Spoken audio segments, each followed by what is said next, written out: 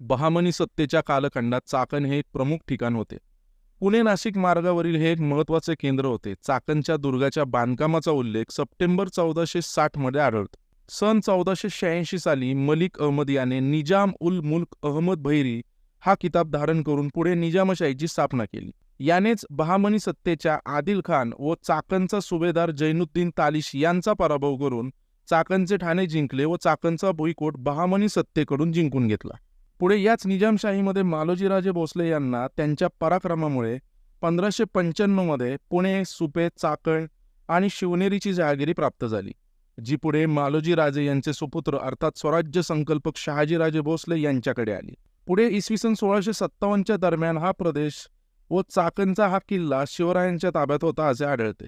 याच काळात चाकणच्या या दुर्गाचे नामकरण संग्राम दुर्ग असे झाले असावे.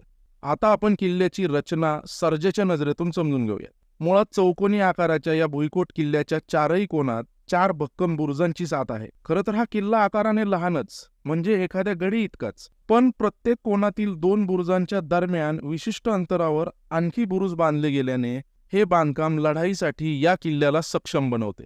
जवळपास 40-50 फूट उंच आणि 8-10 फूट रुंद अशी भक्कम तटबंदी कमी की काय, म्हणूनच संरक्षणाच्या दृष्टीने या तटबंदीच्या सभोवताली खंदक देखील आढळतो. आता अवशेष दिसत नसले तरी पूर्वी दुर्गाच्या आत बालेकिल्ला होता. गडाचे प्रवेशद्वार पूर्वाभिमुख आहे. तर मंडळी, संग्रामदुर्गाचा शिवपूर्वकालीन इतिहास जाणून घेतल्यानंतर आता आपण या किल्ल्याशी संबंधित त्या ऐतिहासिक घटनेकडे वळूयात, ज्या ऐतिहासिक घटनेमुळे हा किल्ला, या किल्ल्यावरचे ते शूर मावळे आणि या किल्ल्याचे ते महान किल्लेदार इतिहासामध्ये अजरामर झाले. ही ऐतिहासिक घटना म्हणजे मुघलांसोबत झालेली, या किल्ल्यावर घडलेली ती लढाई, जी जवळपास 2 महिने सुरू होती.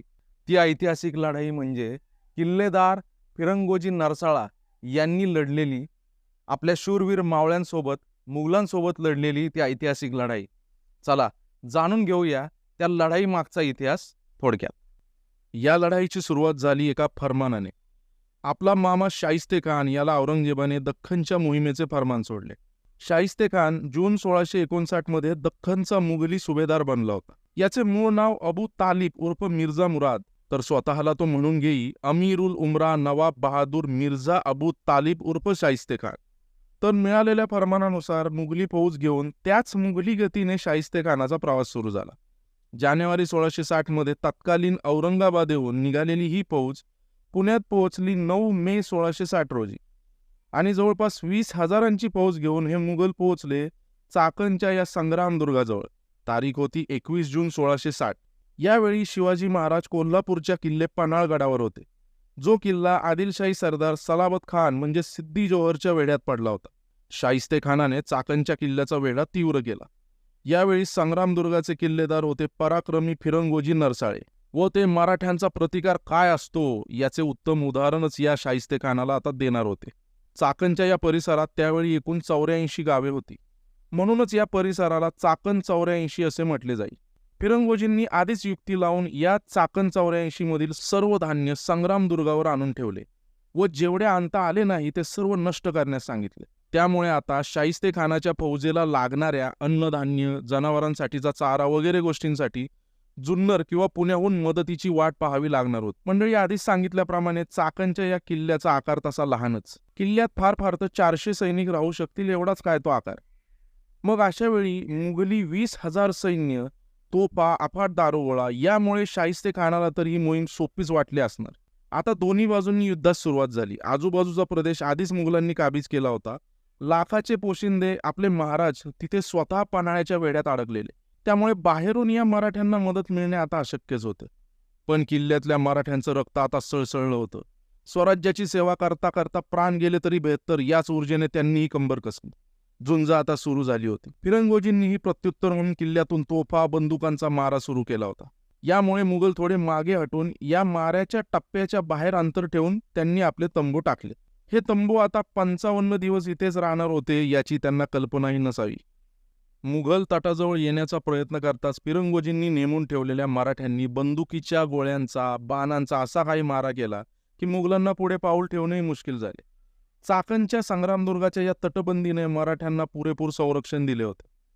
पावसाळ्याचे दिवस होते. मुघलांनी वेढा चांगलाच आवळला होता. बाहेरची कुठलीच खबर किल्ल्यामध्ये पोहोचत नव्हती. तरी मराठ्यांची झुंज सुरूच होती. मुघलांच्या तोफांचा मारा सुरूच होता, पण किल्ला काही पडायचं नाव घेईना. किल्ला लहान असला तरी आतल्या मराठ्यांची जिद्द फार मोठी होती. हे आता शाहिस्तेखानाला चांगलंच समजलं होतं. मराठ्यांची योजना भारी होती. मुघलांना थोडं पुढे सरकू द्यायचं, टप्प्यात येईपर्यंत कोणताच मारा करायचा नाही, पण अचानक एखादी तोफ डागून मुघली फौजेला उद्ध्वस्त करायचं. मराठ्यांच्या या चिवट प्रतिकारामुळे दिवसभर थकून दमलेल्या सुस्तावलेल्या मुघलांवर मग रात्री बेरात्री मराठे गडाच्या बाहेर पडून हल्ला करून गोंधळ माजून आल्या पावली परत किल्ल्यात जायचे. शाहिस्तेखान आता पुरता बैचेन झाला होता. त्याला कारणही तसेच होते. जुलै 1660 मध्ये शिवाजी महाराज पन्हाळगडावरून निसटले आणि ऑगस्ट 1660च्या पहिल्या आठवड्यात ते राजगडावर पोहोचले. या प्रवासादरम्यान त्यांनाही चाकणच्या या वेड्याची बातमी समजली होती. शिवराय वेड्यातून सुटल्याची खबर शाहिस्तेखानाला ही भीती देऊन गेली की आता मराठ्यांचं सैन्य बाहेरून चाकणच्या मदतीला येणार. आता त्याला घाई करणे आवश्यकच होते. अशा वेळी एक योजना आखण्यात आली. मुघलांच्या छावणीतूनच थेट संग्रामदुर्गाच्या बुरुजापर्यंत जमिनीखालून एक भुयार पोखरायचे आणि त्यामध्ये सुरुंगाची दारू वापरून थेट बुरुजाखाली स्फोट घडवून आणायचा. आणि एकदा का किल्ल्याला खिंडार पडले की मग सर्व सैन्यानिशी आत घुसायचे. वेड्याचा आता 55वा दिवस उजाडला होता. तारीख 14 ऑगस्ट 1660. आत मराठ्यांना आज काय घडणार याची कल्पनाच नव्हती. आणि घात झाला. भुयाराखालील सुरुंगाच्या स्फोटाची अंमलबजावणी झाली आणि महाप्रचंड आवाज करत पूर्वेकडचा एक बुरुज उंचच उंच उडाला. त्याबरोबरच बुरुजावरचे सैनिक, तोफा सारे हवेत उंच उडाले. कित्येक मराठे धारातीर्थी पडले आणि ठरल्याप्रमाणेच मुघल फौज गर्जना करत आतमध्ये शिरली. आता इथे बघा पराक्रमी फिरंगोजी नरसाळे आणि त्यांच्या त्या मावळ्यांचं शौर्य. अशा कठीण प्रसंगी खचून न जाता त्यांनी सर्वांनाच आवरले आणि गडाला पडलेल्या खिंडाराकडे धाव घेतली. बुरुजामागील भिंतीवरून मराठ्यांनी बाण, दगड, बंदुका सर्वांचा तिखट मारा करत खंदकाचाही वापर करून त्याभोवती मोर्चे रचले. मराठ्यांचा आवेश इतका रौद्र होता की जवळपास 500 मराठा वीरांनी 20,000चे मुघली सैन्य जवळपास 12 तासांहून अधिक काळ थोपवून ठेवले. हा असा पराक्रम तुम्हाला मराठ्यांच्या इतिहासात वारंवार बघायला मिळतो.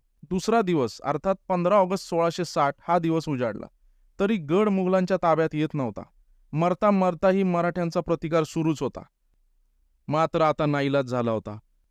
पराक्रमाची शर्त करून मराठ्यांना आता यापुढे झुंजणे शक्य वाटत नव्हते. जो गड काही तासात जिंकू अशी स्वप्न बाळगणाऱ्या मुघलांना जवळपास 2 महिने झुंजवत ठेवणं हे अशक्यप्राय महाकठीण कार्य फिरंगोजींनी तडीस नेलं होतं. हे 55 दिवस फार महत्त्वाचे यामुळे होते की या पराक्रमामुळे शाहिस्तेखानाला चाकणच्या परिसरात 20,000च्या फौजेसह अडकून पडावं लागलं होतं. नाहीतर या 20,000च्या फौजेने स्वराज्याला किती उपसर्ग दिला असता कल्पना करा. तर अखेरीस 15 ऑगस्ट 1660 रोजी हा संग्रामदुर्ग मुघलांच्या ताब्यात गेला आणि उरलेले सर्व मावळे राजगडाच्या दिशेने महाराजांकडे निघून गेले. मंडळी, काय बोलू, शब्द सुचत नाहीयेत या मावळ्यांच्या पराक्रमाबद्दल. इथे प्रश्न जिंकण्याचा किंवा हारण्याचा नाहीये मंडळी. इथे प्रश्न याचा आहे की तुमच्या समोर किती केवढा मोठा बलाढ्य असा शत्रू असू दे, तुम्ही त्याला किती धीराने सामोरं जाता, किती धैर्याने तुम्ही पराक्रमाची शर्त करता. आणि तीच आपल्या मावळ्यांनी केली. म्हणजे विचार करा, औरंगजेबाच्या मामाला अर्थात शाहिस्तेखानाला, जो स्वतःला ऐरुल उमराव म्हणवत असेल, त्याला देखील हे वाटलं नसेल की हा किल्ला, हा संग्रामदुर्ग त्याला इतके दिवस झुंजवत ठेवेल. आणि मंडळी, यावेळी विशेष करून परिस्थिती तुम्ही समजून घ्या, कारण ही लढाई त्यावेळी झाली ज्यावेळी आपले शिवराय हे सिद्दी जोहरच्या वेढ्यात अर्थात पन्हाळ्याच्या वेढ्यामध्ये अडकले होते. त्यामुळे या किल्ल्याला या लढाईच्या प्रसंगी मराठ्यांची बाहेरून मदत होणं हे जवळपास अशक्यच होतं. त्यामुळे या किल्ल्यातील मावळ्यांना एकमेव पर्याय होता की हा किल्ला जास्तीत जास्त दिवस झुंजवत ठेवणं. आणि ते या मावळ्यांनी सार्थ करून दाखवलं. ते करून दाखवलं. स्वतःच्या छातीचा कोट करून त्यांनी हा आकाराने लहानसा असा भुईकोट किल्ला झुंजवत ठेवला. धन्य ते मावळे, त्यांना त्रिवार वंदन. पुढे औरंगजेब जेव्हा स्वराज्य संपवायला सर्व ताकदीनिशी दख्खनला आला, तेव्हा हा किल्ला मुघलांच्या ताब्यात गेला. चाकण पुन्हा स्वराज्यात येण्यासाठी 1755 हे साल बघावं लागलं. अखेरीस पुढे 25 फेब्रुवारी 1818 रोजी इंग्रजांनी चाकणवर आक्रमण करून हा किल्ला ताब्यात घेतला. तर मंडळी, आपल्या मराठ्यांच्या त्या शौर्याचे प्रतीक, त्यांच्या त्या पराक्रमाची एक आठवण म्हणून तरी तुम्ही या सर्व किल्ल्यांना भेट ही दिलीच पाहिजे. पुण्याचा जो विस्तार बघतोय आपण, पुणे शहराचा, त्याच्यामुळे हा चाकणचा किल्ला तर अगदी हाकेच्या अंतरावर आलाय. पुण्याच्या पूर्ण त्रिज्येमध्ये आलाय असं म्हणता येईल. विशेष करून माझी विनंती आहे, की आपल्या घरातील लहान मुला-मुलींना, छोटे बच्चे कंपनींना तुम्ही हा किल्ला तर नक्कीच दाखवा. कारण अतिशय सहजरित्या पोहोचता येण्यासारखा हा किल्ला आहे. पुण्याच्या अगदी जसं म्हणालो तसं हाकेच्या अंतरावर आहे. महाराष्ट्राला गिरिदुर्ग, जलदुर्ग, वनदुर्गांसोबतच अशा भूदुर्गांचा अर्थात भुईकोटांचा देखील एक समृद्ध असा वारसा लाभलेला आहे. तर हा वारसा असा समोर प्रत्यक्ष बघताना मी तुम्हाला खात्री देतो, की हा संपूर्ण इतिहास तुमच्या नजरेसमोर नक्कीच उभा राहील.